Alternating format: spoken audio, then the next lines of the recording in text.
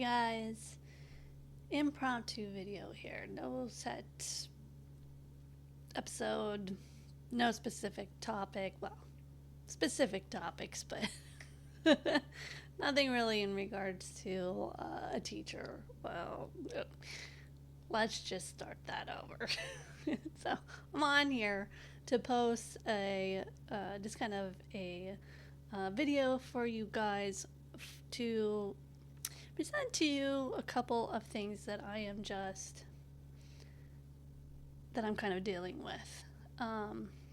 But before we get into that, I want to say thank you to all the new subscribers. So I started this YouTube channel. The podcast is a lot longer. I started several years ago, but I started the YouTube channel really back in April of last year, 2024. And I had been posting the audio for the podcast for a while, but then really kind of thought, well, what I'm doing is it makes more an effect when I actually show you the teaching, show you what they say, try to keep it in context as much as I can, and to just present to you the teachings audibly and visibly.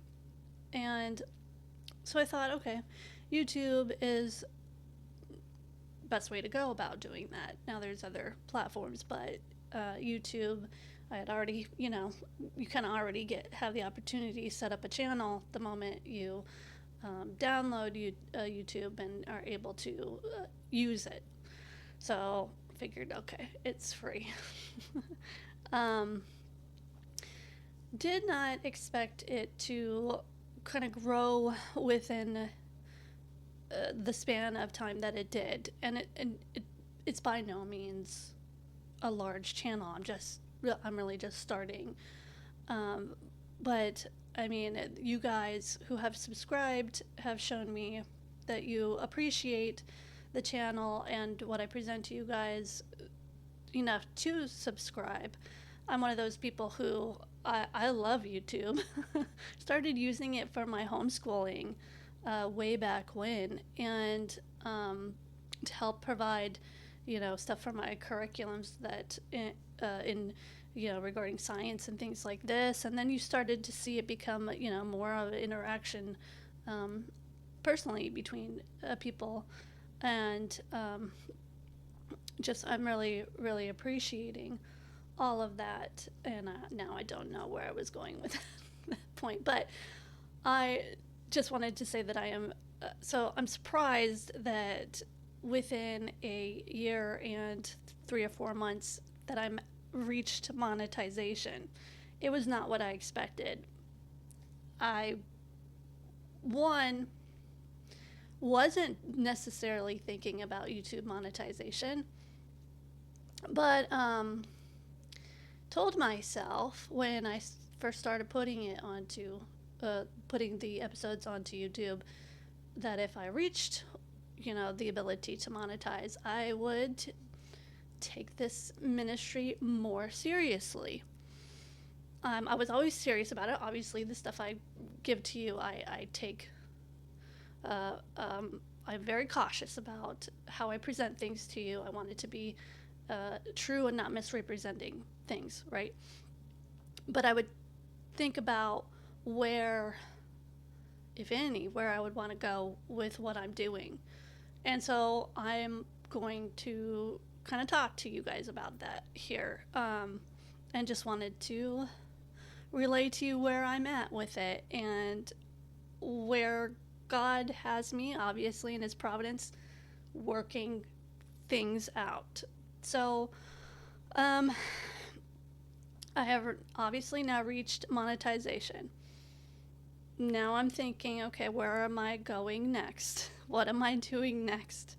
And the thought is, well, if I do want to move forward, there's taking advantage of the monetization or thinking of other ways to support this channel. Yes, it can be done free, and that's well, not free. It can be done where it is no cost, or there's not no cost. Let me rephrase it. At a very minimal cost, anybody can do this. There is cost for, however, for what I'm doing. There's cost. I have to pay for books. I will try to pay for audiobooks as well. It helps me get as much information throughout the day as I can, so that I'm listening and to a book while doing my chores. There's paying for the editing software, which you can get editing software very cheaply. I've got one of the cheapest ones, I think. I pay about $200 a year for a subscription to use a Microsoft Clipchamp, but it comes with some not so good things. It's easy to figure out. It's helped me learn how to edit videos in a very more concise, not concise, easier manner versus some other software out there, which is more expensive, but the video quality is not as good. There's just a bunch of stuff. But my point in saying is that you can do videos very easily. People now just doing it where they're recording themselves on their phone and just not even editing and displaying it for all the world. Obviously, that's not my goal. But there are just I'm using equipment that is either the cheapest or is like my computer is very old and, well, not very old. It's old, but has a battery that has already died that it had to replace, and trying to save money that way. Now that because of the battery, my computer goes all wacky and just will go into hibernate for no reason out of the blue. Well, it's not no reason. It overheats, obviously, but just will do it. Could do it mid this recording. So anyway, so that's, I mean, like, this is what I am dealing with, and I have always been like, I am a great thankful for what I got, and don't want to be coveting something I don't have. So, there's that kind of conflict, but I'm also praying, Lord, it would be nice to have some kind of newer stuff that could help make the production of this stuff go a lot easier. So, and podcasters and people who do videos like this, it takes so much time. And, I'm doing it all I'm not getting paid to do it. It's because I see a need and I want to fulfill that need. And I think this is extremely important. And then also presenting the gospel should be free. It should be free. But all of this to say, so now I'm dealing with the whole, okay, where am I at? And then how can I find a way to support this and just, I don't know, grow if that is God's will. So I have people who are they're my advisors on regards to this channel, and they want me to look into ways to bring support and things like that. So I wanted to come on here and just be completely honest with you guys, and to show you what I'm thinking of, and where a YouTube ministry, what they have to wrestle with probably as well. So these are some of the ways that I can go about to find ways to bring in support, and I'm wrestling with each one. And of course, one of them is to take advantage of the AdSense through YouTube monetization. I have been monetized for maybe a week now, and I've got a total of $5, and I don't even have it set up to receive that money, but they just on the actual YouTube Creator Studio, they show you what money I guess you would have got from the ads. So it's not very much at all. But of course, I struggle with continuing with this because I don't like ads. Some of my favorite channels, they do the ads, and there will be times where it's just, if they'll be so placed into a part where I'm so interested in what it has to say, and then they do that on purpose. So interested in what is being said, put the ad in, that I get frustrated enough that I'm like, I'm not going to listen to it anymore. And if I do that, I wonder about other people doing that too. So I would love to have it where there's no ads. And that may be where I end up going. Again, these are all just things I'm thinking through, wrestling with, praying about, wanting to do it to as biblical as possible, God honoring as possible. And yeah, so that's where we're at with this right now. Okay, so there's the YouTube monetizations. It can get good that as you grow, of course, that money accrues or whatever, especially if you have a channel like mine that is evergreen and produces episodes that people can literally watch over and over again. And not only that, something that might have been posted, several months ago is still applicable or useful in watching today, But there's some bad sides to this, especially if you're a discernment ministry, because popular false teachers have their own channels and they put their content out there, to which we are critiquing that content. And they can do the YouTube strikes. They can ask for a strike onto other discernment channels. And you see this with other discernment channels all the time.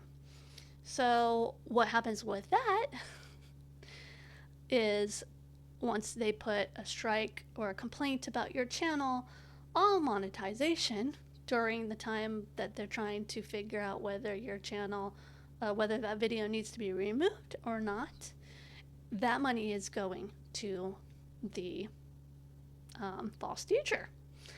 And so I gotta weigh this out.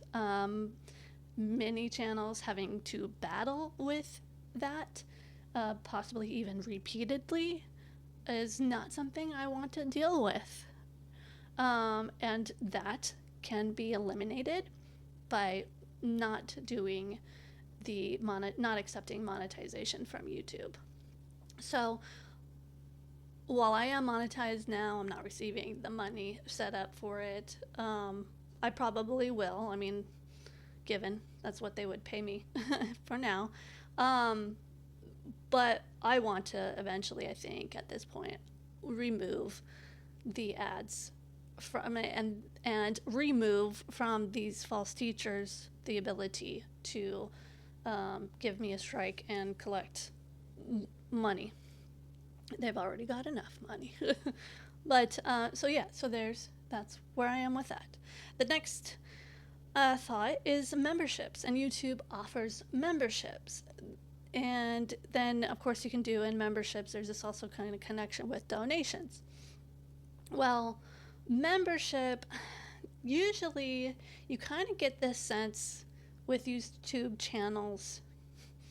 There's one particular channel that I know of that does the memberships, and then it's like you guys as the viewers are watching or becoming a member to get more connected with the YouTube creator. And I don't want that. I don't want anywhere to be this sense that for you guys to connect with me, that you have to pay money, that you have to become a member. Now, I get it. You offer special things through a membership.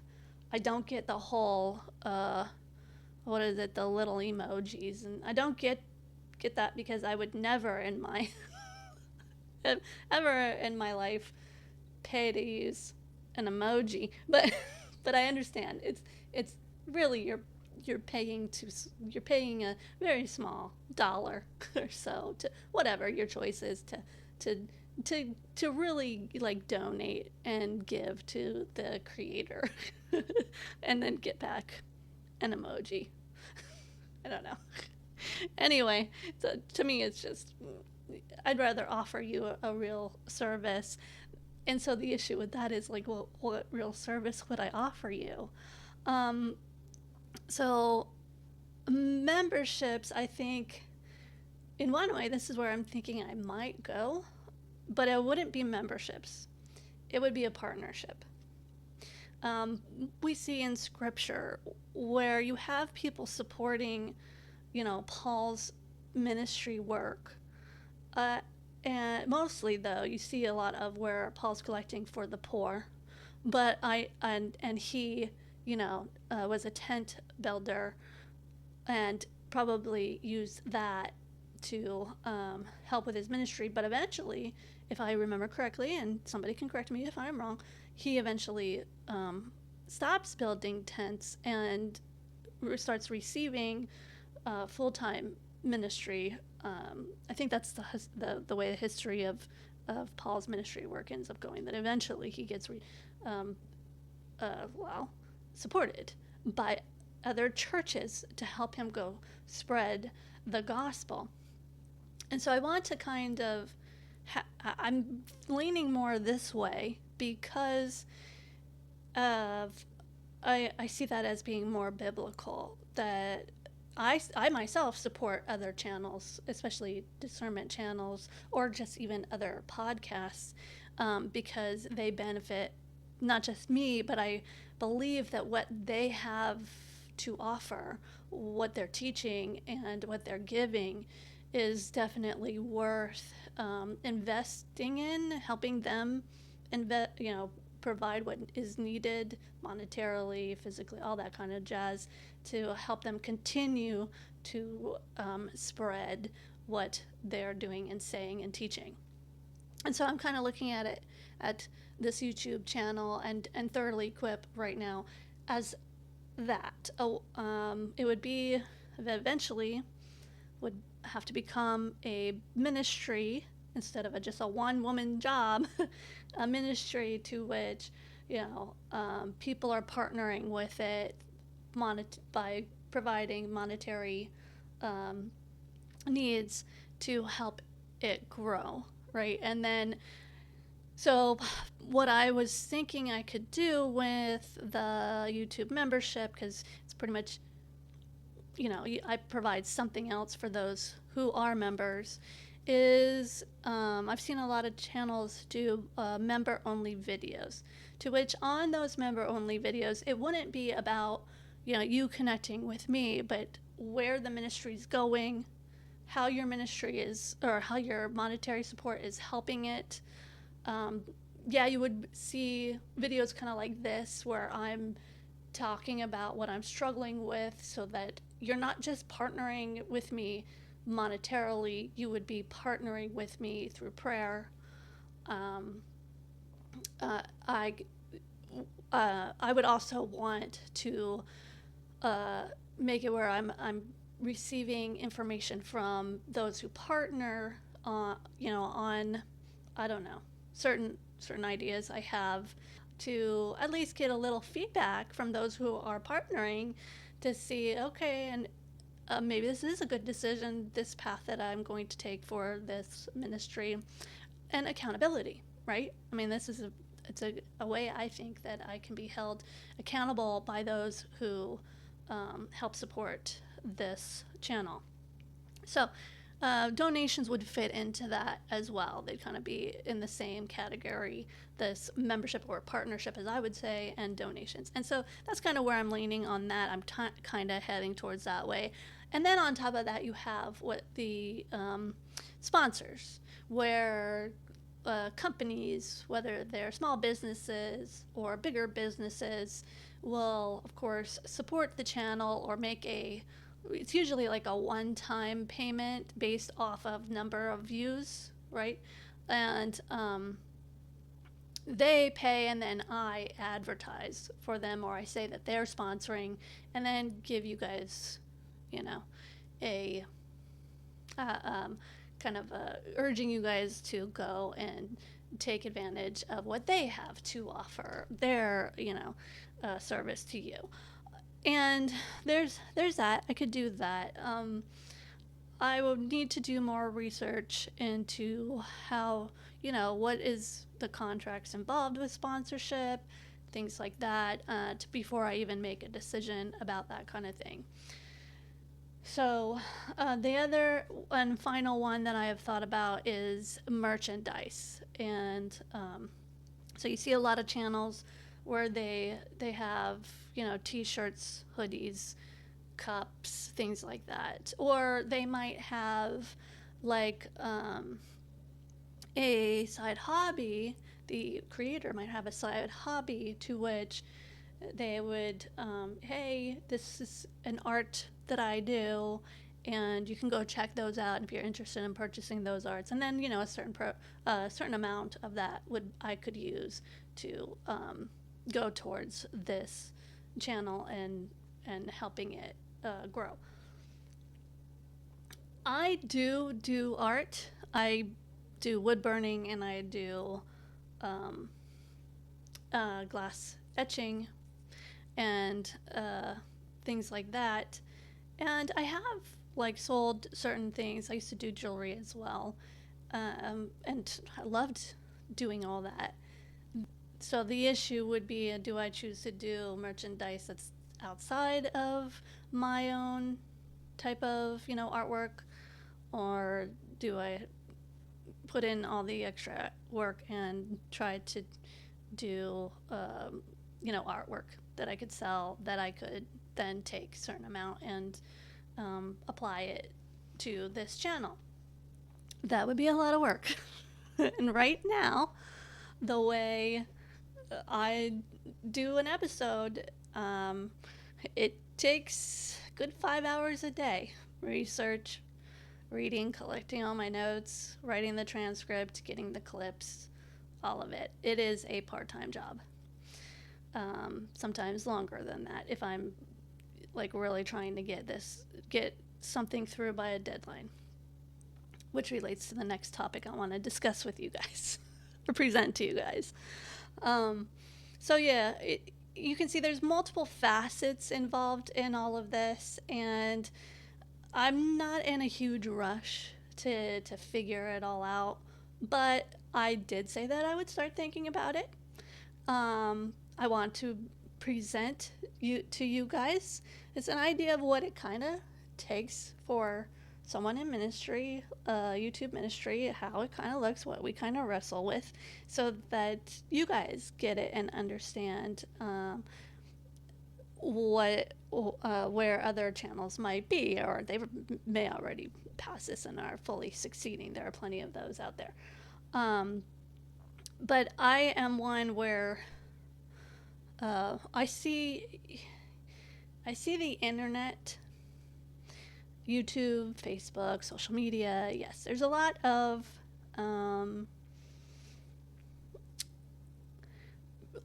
things to hate about it all, right?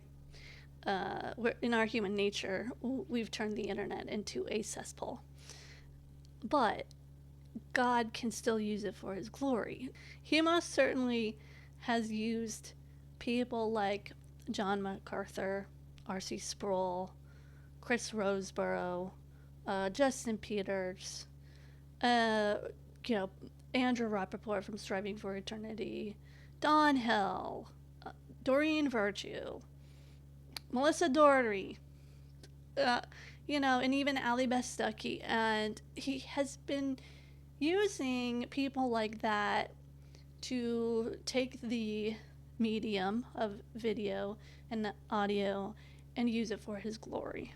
And I'm just a little person in this who has seen the blessing YouTube has had in supporting me in homeschooling, and then seeing it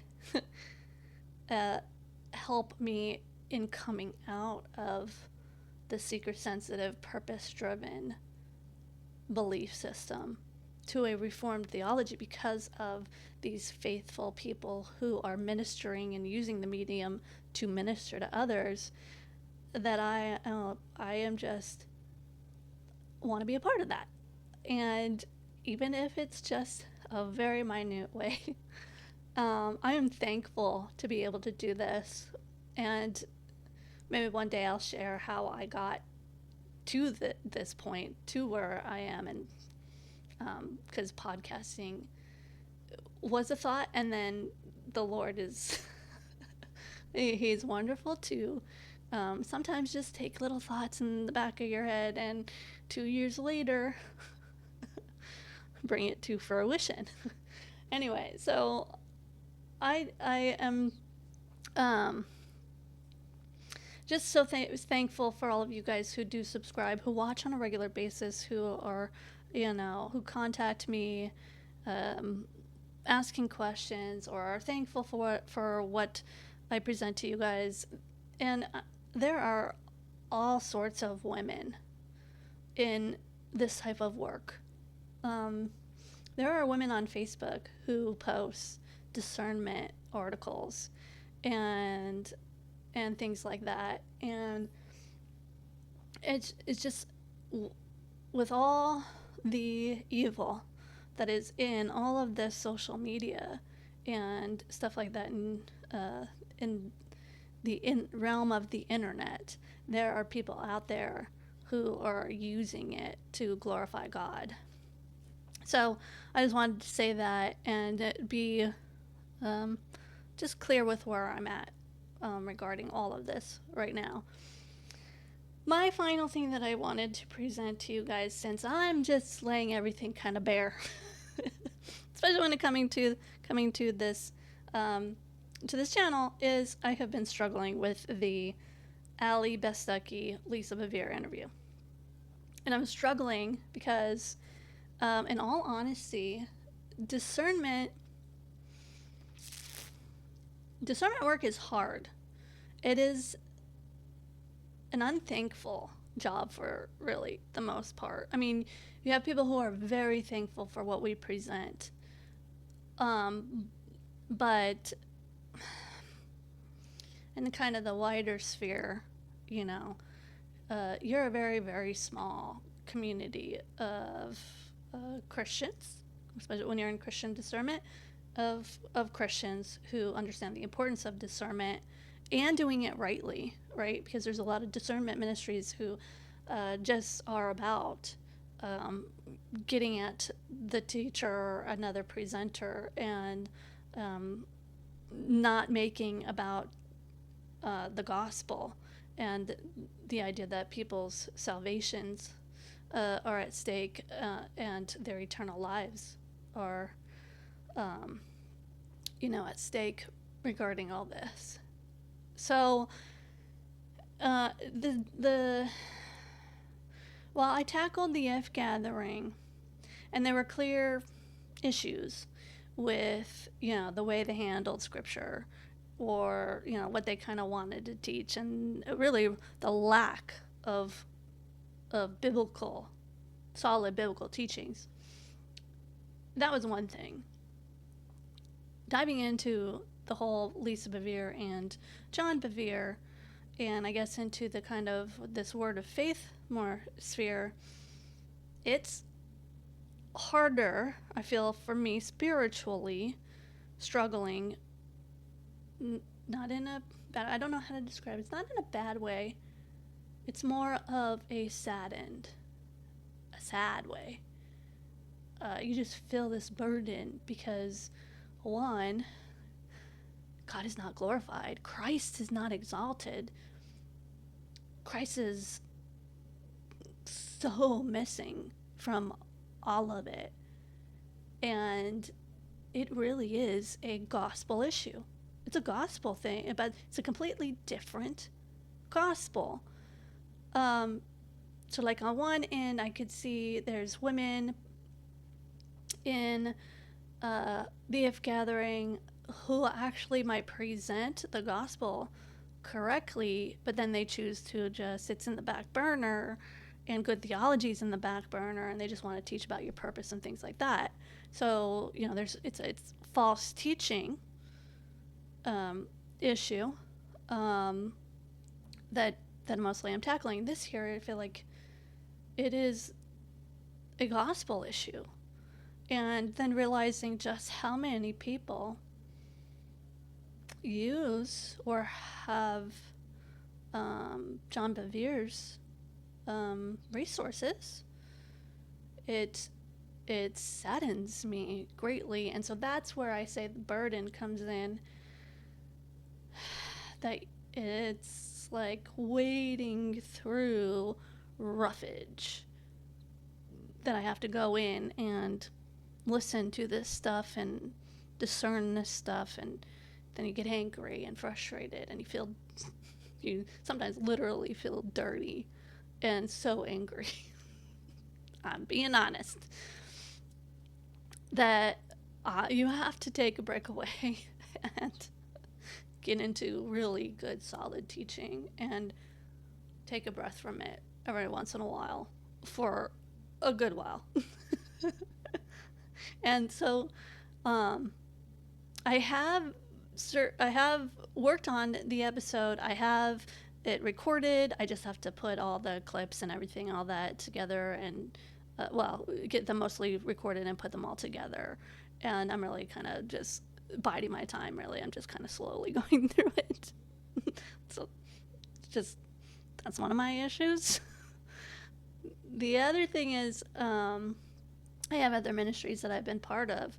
And so with the growth of this, which, 1,000 subscribers is not much, but it's what I said that I would start really thinking about it and put more of an effort to put more time into it. I have now, I'm in the process of stepping down from a homeschool co-op position, to which now I'm having to train somebody. Well, I'm training 2 people, but training them to come and take my position. And we're at a time now where it's all registration for the co-op, and it's there's a lot of things to figure out, and I'm not on top of working on that. I'm also training, so that's just another reason why this episode, the coming episode, is probably going to take a little longer for me to finish than usual. The other thing too, and this is the last thing I want to present, the other thing is that I dived with Lisa Bevere being directly related to John Bevere, and I was able to, after much research, find several instances of his gospel presentation. I thought it would kind of be unfair for me to just assume that her gospel presentation would be the same as John's. Yes, she's part of the ministry. Yes, I think she probably believes exactly what John Bevere does. But in wanting to make sure I do my research correctly, I decided that I want to read more of her resources, watch more of her resources. I have watched quite a lot. I have read Lioness Arising, Fight for Female, just finished Girls with Swords, which is highly problematic. I'm probably going to do a full episode on that. And I'm looking into weighing whether to read her book, The True Measure of a Woman, in hopes to find a gospel presentation. And then at the other point, I'm like struggling, because it's like, with all that I've watched and read, why haven't I already heard a gospel presentation from Lisa Bevere? And you get gospel narratives, like in was it Lioness Arising or Fight for Female? I think it was more Fight for Female. She goes a little bit into what Christ has done. And then in Girls with Swords, she does go a bit more on the cross and uh, Christ's work on the cross, kind of to relay the cross as a sword. And I mean, there's all sorts of problematic things within it. But so far, in Girls with Swords, I've found the closest to a description of what Christ has done, and yet still no actual calling people to repent and believe in it.